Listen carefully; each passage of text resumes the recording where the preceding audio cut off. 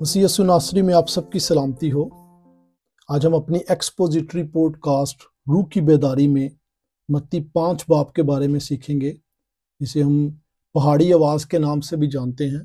और इसमें हम यीशु अल मसीह और खुदावंद की शरीयत के मौजू पर बात कर रहे हैं। और आज की इस पॉडकास्ट में हम इसके चौथे हिस्सा पर बात करेंगे, जिसका अनवान है कि खुदावंद यीशु मसीह नासरी की तलाक के बारे में तलीमात। और इसमें हम मत्ती 5 बाब और उसकी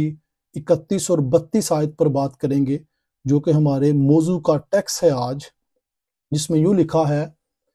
यह भी कहा गया था कि जो कोई अपनी बीवी को छोड़े उसे तलाकनामा लिख दे। लेकिन मैं तुमसे ये कहता हूं कि जो कोई अपनी बीवी को हरामकारी के सिवा किसी और सबब से छोड़ दे, वो उससे जना कराता है, और जो कोई उस छोड़ी हुई से ब्याह करे वो जना करता है।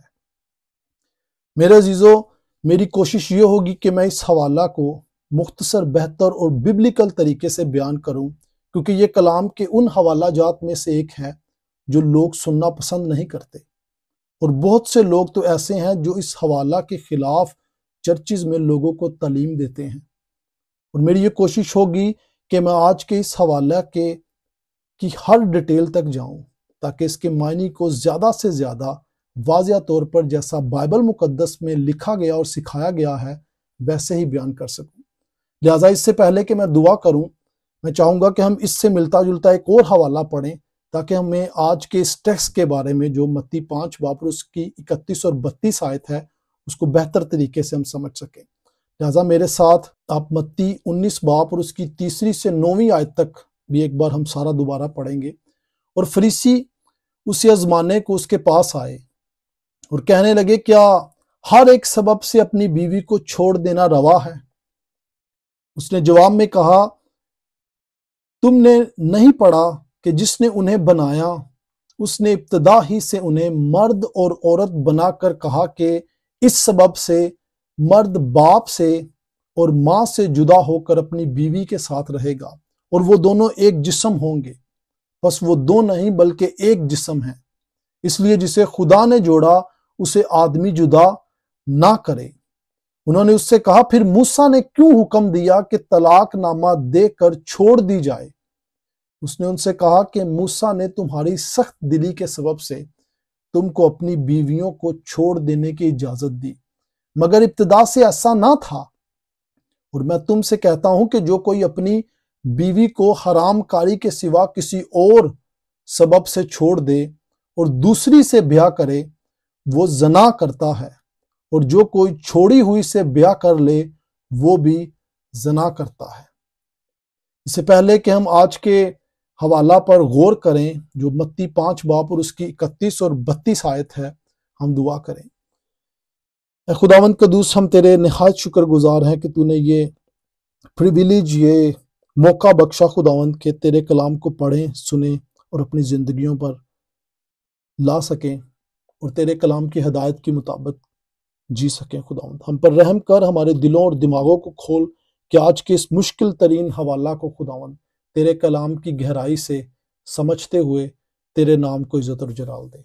हम सब कुछ मांगते हैं तेरे बेटे हमारे खुदावंद यीशु मसीह नासरी के नाम से और अपने गुनाहों की खातिर खुदावंद, आमीन। मेरे अजीजों, जब हम किसी अकीदे या तलीम का मुतालिया करते हैं तो बेहतर यह है कि हम सबसे पहले उन हवालों को देखें जो सबसे ज्यादा वाज़िया हैं कलाम में। फिर उसके बाद उन हवालों को देखें जो मुश्किल या पेचीदा होते हैं, और उन मुश्किल हवालों को वाज़िया हवालों की रोशनी में समझने की कोशिश करें। दूसरे लफ्जों में, अगर आप कलाम की कोई आयत पढ़ते हैं और ये फैसला करने में मुश्किल पेश आती है कि उसका मतलब अलिफ है या बे है, तो बेहतर यह है कि आप उस ही मौजू पर कुछ बिल्कुल साफ और वाज़िया हवाला जात कलाम में से तलाश करें, ताकि पता चल सके कि अलिफ या बे में से कौन सा मतलब दुरुस्त है या कौन सा मतलब दुरुस्त नहीं है। यही वो तरीका है जब हम इख्तियार करते हैं, ताकि हम वही बात समझें और माने जो खुदा हमें अपने पाक कलाम में सिखाना चाहता है। लेकिन अगर कोई शख्स सच्चाई को मानने से इनकार करे اور اس کے بالکل الٹ بات کو ماننا چاہے تو کیا ہوگا؟ مثال کے طور پر اگر کوئی یہ نہ مانے کہ کتاب مقدس اس موضوع پر کیا سکھاتی ہے اور یہ چاہے یا یہ تعلیم دے کہ طلاق یافتہ شخص کو دوسری یا دوبارہ شادی کرنے کی اجازت ہے، تو وہ شخص عام طور پر کتاب مقدس کی مشکل حوالہ جات یا آیات سے شروع کرے گا اور ان آیات یا مشکل حوالہ جات کی غلط تشریح و مفہوم کو سمجھتے ہوئے پھر اسی غلط فہمی کو بنیاد بنا کر واضح آیات کی تعلیم کو رد کر دے گا اور واضح آیات کو بھی اپنی غلط اس تشریح کی معنوں میں دیتے ہوئے انہیں بھی غلط بیان بھی کرے گا اور سمجھے گا بھی۔ یہ ایک بہت بڑی برائی ہے میرے عزیزوں، اور ایسا حربہ ہے جس سے ہمیں ہمیشہ خبردار رہنا چاہیے۔ ہم نے شادی کی زندگی بھر کے بندھن کے بارے میں کچھ واضح آیات کو دیکھا ہے، لیکن اب میں چاہوں گا کہ ہم کچھ نسبتاً جسے ہم کہتے ہیں کہ مشکل آیات ان پر غور کریں تاکہ ہم بہتر طریقے سے سمجھ سکیں کہ خداوند کا کلام ہمیں سکھانا کیا چاہتا ہے۔ اور جب میں یہ کہتا ہوں کہ نسبتاً مشکل، کیونکہ یہ آیات ایسی الجھی ہوئی نہیں ہیں کہ ہمیں سمجھ ہی نہ لگے کہ اس کا مطلب کیا ہے، لیکن یہ ضرور ہے کہ یہ نسبتاً مشکل ہیں جب تک ہم اپنے پورے ذہن اور دل و دماغ سے غور نہ کریں یا کلام کو مکمل اس کے مفہوم میں نہ پڑھیں تو یہ مشکل ضرور ثابت ہوتی ہے، کیونکہ ان میں مطلب ظاہر کرنے کی بجائے ہمیں کلام مقدس کے دوسرے حصوں کو دیکھنا اور جانچنا ہوگا تاکہ درست مفہوم سامنے آ سکے۔ اور یہ بہت ضروری ہے کہ جب ہم ایک آیت کو پڑھتے ہیں تو اس کے پورے چیپٹر کو یا پورے اس کی جو پیراگراف ہے اس کو پڑھیں تاکہ ہمیں بہتر طریقے سے اس کا مفہوم ہمارے سامنے آ سکے۔ لہٰذا اس سے پہلے کہ ہم آج کے حوالہ کو مکمل طور پر کھولیں اور اس پر غور کریں، ہم یہ دیکھیں گے کہ خداوند ہمیں طلاق کے متعلق اور آدمی اور عورت کے اپنے ازدواجی رشتہ کے متعلق کیا سکھاتا ہے۔ جب ہم ملاکی 2 باب اس کی 15 سے 16 آیات پر غور کرتے ہیں، لیکن میں چاہوں گا کہ ہم بہتر سمجھنے کے لیے اس حوالے کو ملاکی اس کے 2 باب اس کی 10ویں آیت سے شروع کریں تاکہ اس حوالے کے پس منظر کے بارے میں بھی ہمیں گہرائی سے سمجھ آ سکے۔ اور میں چاہوں گا کہ میرے ساتھ آپ ملاکی 2 باب اور اس کی 10ویں آیت نکال لیں تاکہ ہم 10ویں سے 16ویں آیت تک پڑھیں، جس میں یہ لکھا ہے، کیا ہم سب کا ایک ہی باپ نہیں؟ کیا ایک ہی خدا نے ہم سب کو پیدا نہیں کیا؟ پھر کیوں ہم اپنے بھائیوں سے بے وفائی کر کے اپنے باپ دادا کے عہد کی بے حرمتی کرتے ہیں؟ یہودا نے بے وفائی کی، اسرائیل اور یروشلم میں مکروہ کام ہوا۔ یہودا نے خداوند کی قدوسیت کو جو اس کو عزیز تھی بے حرمت کیا اور ایک غیر معبود کی بیٹی بہا لایا۔ خداوند ایسا کرنے والے سے زندہ اور جواب دہندہ اور رب الفاج کے حضور قربانی گزارنے والے یعقوب کے خیموں سے منقطع کر دے گا۔ پھر تمہارے اعمال کے سبب سے خداوند کے مذبح پر آہ و نالہ اور آنسوؤں کی ایسی کثرت ہے کہ وہ نہ تمہارے سے ہدیہ کو دیکھے گا اور نہ تمہارے ہاتھ کی نظر کو خوشی سے قبول کرے گا۔ تو بھی تم کہتے ہو کہ سبب کیا ہے؟ سبب یہ ہے کہ خداوند تیرے اور تیری جوانی کی بیوی کے درمیان گواہ ہے، تو نے اس سے بے وفائی کی ہے، اگرچہ وہ تیری رفیق اور منوحہ بیوی ہے۔ اور کیا اس نے ایک ہی کو پیدا نہیں کیا، باوجود کہ اس کے پاس اور ارواح موجود تھیں؟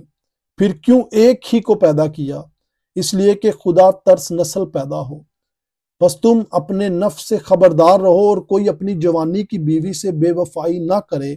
کیونکہ خداوند اسرائیل کا خدا فرماتا ہے، میں طلاق سے بیزار ہوں، اس سے بھی جو اپنی بیوی پر ظلم کرتا ہے۔ رب الفاج فرماتا ہے، اس لیے تم اپنے نفس سے خبردار رہو تاکہ بے وفائی نہ کرو۔ میرے عزیزو، ایک بات جو مکمل طور پر واضح ہے وہ یہ ہے کہ ہمارا خداوند طلاق سے نفرت کرتا ہے۔ اس کی سب سے بڑی وجہ یہ ہے کہ وہ کہتا ہے کہ جسے اس نے یعنی خداوند نے جوڑا اسے آدمی جدا نہ کرے۔ لیکن انسان کے گناہ اور دل کی سختی کے سبب سے خداوند یسوع مسیح ناصری ہمیں طلاق کی ایک وجہ بیان کرتا ہے، اور وہ وجہ متی 5 باب اور اس کی 32 آیت میں بیان کی گئی ہے کہ لیکن میں تم سے کہتا ہوں کہ جو کوئی اپنی بیوی کو حرام کاری کے سوا کسی اور سبب سے چھوڑ دے وہ اس سے زنا کراتا ہے، اور جو کوئی اسے چھوڑی ہوئی سے بیاہ کرے وہ زنا کرتا ہے۔ اس آیت کے مطابق میرے عزیزو صرف ایک ہی جائز وجہ ہے جس پر شوہر یا بیوی کو چھوڑا جا سکتا ہے، اور وہ ہے حرام کاری۔ لیکن اگر کوئی شخص اس وجہ سے طلاق لے تو کیا وہ دوبارہ شادی کر سکتا ہے؟ اور اس سوال کا جواب بڑا مختصر اور واضح اور ببلیکلی یہ ہے کہ بالکل بھی نہیں۔ میرے عزیزو ہم پہلے ہی وہ آیات دیکھ چکے ہیں جو واضح طور پر یہ سکھاتی ہیں کہ شادی ایک زندگی بھر کا بندھن ہے۔ لہذا جب ہم رومیو 7 باب اور اس کی دوسری اور تیسری آیت پڑھتے ہیں، اور اسی طرح پہلا کرنتھیوں اس کا 7 باب اور اس کی 39 آیت پڑھتے ہیں، تو ہمیں واضح طور پر پولس رسول بھی یسوع مسیح کی متی 5 باب اور اس کی 31 اور 32 آیت میں بیان کی ہوئی تعلیمات کو بڑی تفصیل سے قلم بند کرتا ہے۔ میں چاہوں گا کہ ہم یہ دونوں حوالہ جات پڑھیں تاکہ ہم آج کے اس موضوع کو بہتر طریقے سے سمجھ سکیں۔ لہٰذا اگر آپ میرے ساتھ رومیو اس کا 7 باب اور اس کی دوسری اور تیسری آیت پڑھیں تو اس میں کچھ یوں لکھا ہے، چنانچہ جس عورت کا شوہر موجود ہے وہ شریعت کے موافق اپنے شوہر کی زندگی تک اس کے بند میں ہے، لیکن اگر شوہر مر گیا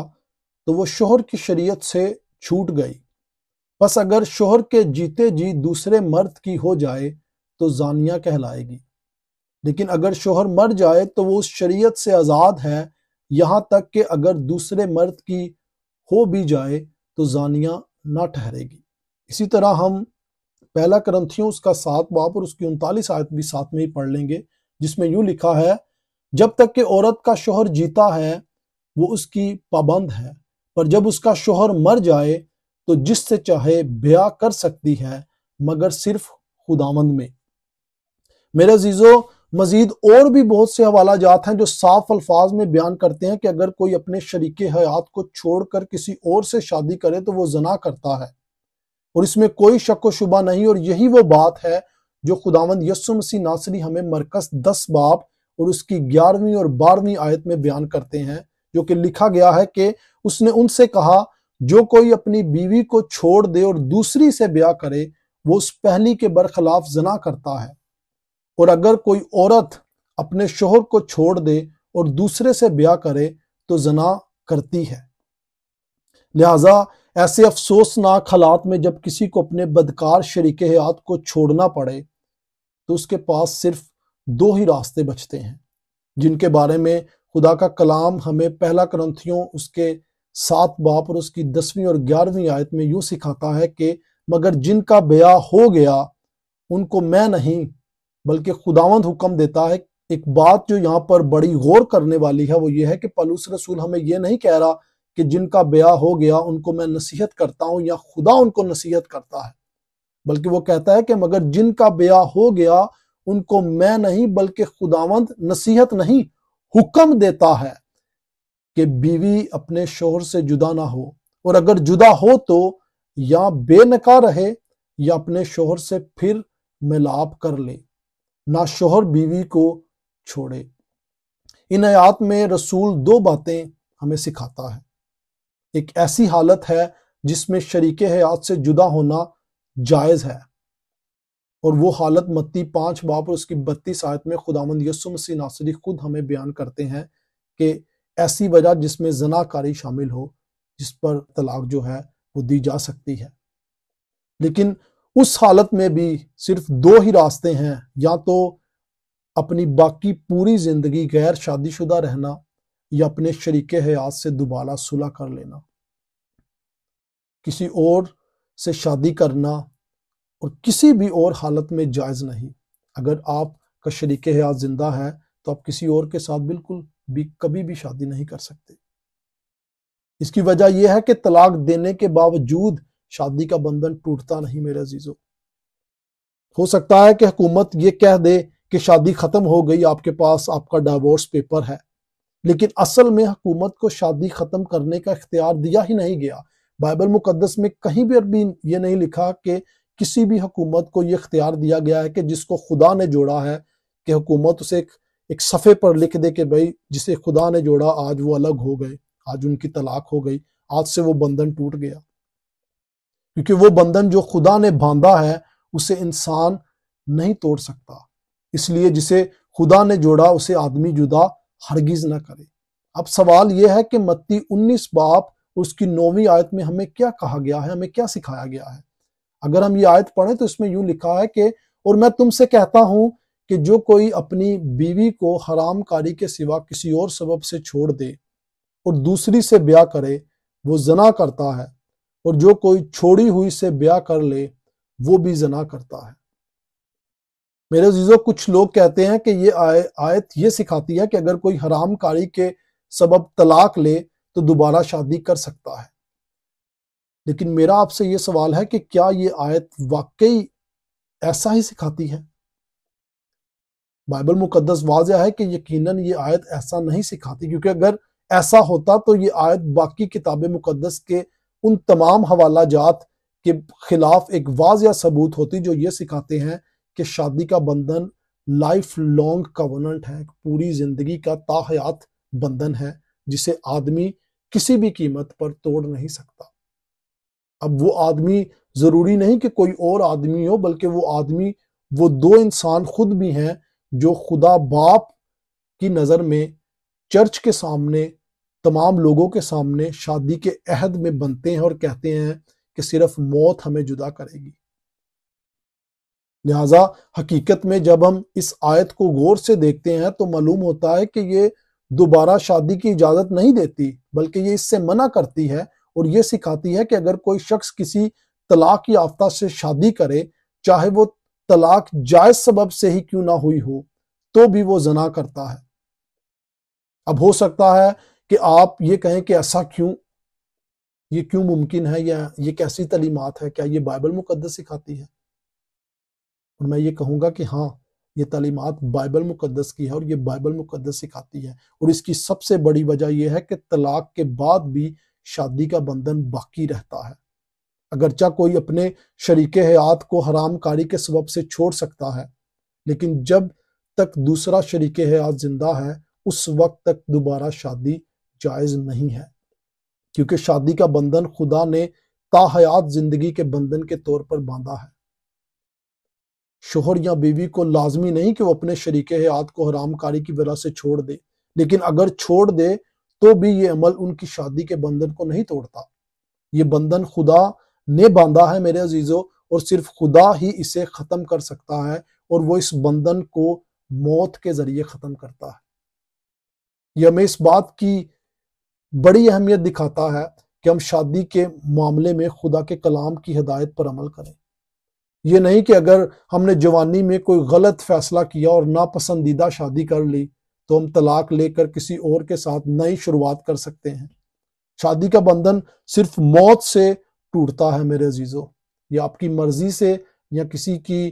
پیارے ہونے سے، کسی کے بہت مالدار ہونے سے یا کسی بھی اور وجہ سے نہیں توڑا جاتا، اور نہ ہی بنایا جا سکتا ہے دوبارہ. شادی کرنے والے ایک دوسرے سے عہد کرتے ہیں کہ موت تک ہم جدا نہ ہوں گے. اس لیے دو لوگوں کو شادی سے پہلے یہ یقین کرنا چاہیے کہ آیا وہ مسیح کی انجیل پر مکمل ایمان رکھتے ہیں، کیا وہ خدا ترس زندگی گزارنے کے لیے پختہ ارادہ رکھتے ہیں، اور کیا وہ کلام مقدس کی اس تعلیم پر عمل پیرا ہے جو شادی کے زندگی بھر کے بندھن کے بارے میں بیان کرتی ہے. یہ وہ سوالات ہیں جن پر ہر مسیحی شادی کرنے والے جوڑے کو غور و فکر اور سوچ سمجھ کر فیصلہ کرنا ہوتا ہے، جس پر انہیں غور کرنا ہوتا ہے، جس پر انہیں اپنا ایک وافر مقدار میں ٹائم جو ہے انویسٹ کرنا ہوتا ہے، تاکہ وہ ان سوالات کے بارے میں زیادہ سے زیادہ غور و فکر سے سوچ سکے. اور نہ صرف ان کو ہی بلکہ ان کے ماں باپ کو، ان کے پادری صاحبان کو، اور جس چرچ سے وہ تعلق رکھتے ہیں وہاں کے تمام مسیحی بہن بھائیوں کو، تاکہ نہ تو خدا کا نام بدنام ہو میرے عزیزو، اور نہ ہی مسیحیوں کی وجہ سے مسیحت کی کوئی غلط گواہی سامنے آئے جس پر غیر قوموں کو مسیحت پر اور اس کی تعلیمات پر سوال اٹھانے کا موقع ملے. بڑے افسوس کی بات ہے کہ ایک وہ وقت تھا جب مسیحت اس وجہ سے بھی بہت مشہور تھی اور غیر قوم والے بھی ہماری تعریف کرتے تھے کہ ان میں یعنی مسیحیوں میں کوئی طلاق نہیں ہوتی. لیکن آج ہر دوسرے گھر کی یہ کہانی ہے کہ لوگ اس لعنت کا شکار ہیں، اور اس کی سب سے بڑی وجہ خدا سے اور اس کے کلام سے دوری اور خدا کا خوف دل و دماغ میں نہ ہونا ہے۔ لہٰذا میرے عزیزو، میری دل سے دعا ہے کہ خدا کرے کہ خدا ہمیں یہ توفیق بخشے کہ ہم اس کے کلام کو پڑھیں اور اس کے کلام میں قائم رہ سکیں اور اپنی پوری زندگی اسے اور اس کے کلام کو تکتے رہیں، تاکہ خدا ہمیں ایسی لعنتوں سے بچائے اور ہمیں اور ہمارے گھرانے کو اپنی پناہ میں محفوظ رکھے، تاکہ اس کے کلام کے سبب سے ہم سب جڑے رہیں اور خدا کے کلام کو اپنی زندگیوں میں آنر، رسپیکٹ دیں۔ آئیں ہم سب دعا کریں۔ اے خداوند، ہم پر رحم کر، فضل اور کرم کر خداوند، کیونکہ تو بھلا اور تیری شفقت ابدی ہے۔ اے خداوند، ہمیں یہ توفیق بخش کہ آج ہم نے جو پڑھا، جو سیکھا، وہ سمجھیں بھی خداوند، اور تیرے پاک روح کے وسیلہ سے خداوند یہ کلام ہماری زندگیوں میں جڑ پکڑے، اور خداوند ان عہد میں خداوند جو ہم نے شادی میں اپنے ہسبینڈ، اپنی وائف کے ساتھ باندھا ہے، اس عہد کو خداوند ہم وفاداری سے نبھائیں۔ اور خداوند اگر ہمارے چھوٹے ہیں جو شادی کے بندھن میں بندھنا چاہتے ہیں، ہم انہیں بھی یہی نصیحت اور یہی تعلیم دیں۔ ہم پر رحم کر خداوند کہ ہم ان تعلیمات پر قائم رہ سکیں، تاکہ تیرے نام کی بدنامی نہ ہو، بلکہ تیرا نام خداوند ہماری سنگل زندگی میں، ہماری میرڈ زندگی میں، ہر حالت میں خداوند خدا جلال پائے۔ ہمیں یہ توفیق بخش کہ ہم تیرے کلام کے خلاف نہ تو بات کریں اور نہ ہی ہماری زندگیوں سے کوئی ایسا عمل سرزد ہو جو تیرے کلام کے خلاف ہو۔ ہم پر رحم، فضل اور کرم کر مسیح یسوع ناصری کے نام سے، اور اپنے گناہوں کی معافی کے سبب سے ہم یہ دعا مانگتے ہیں، آمین۔